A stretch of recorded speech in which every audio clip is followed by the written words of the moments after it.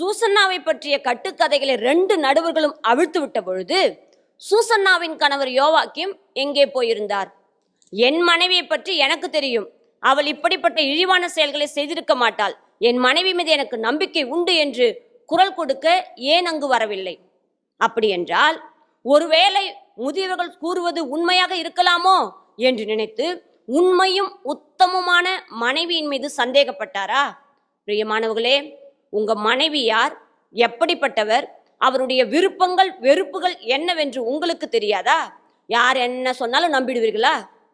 நீங்கள் வீட்டில் இல்லாத நேரம் பார்த்து யாரோ ஒருவர் உங்க வீட்டுக்கு வந்து போகிறார் என்று ஒருவர் உங்களிடம் சொன்னால் உங்களுடைய பதில் என்னவாயிருக்கும்? என் வீட்டு காரியத்தில் நீங்கள் தலையிடாதீர்கள் என்று சொல்வீர்களா?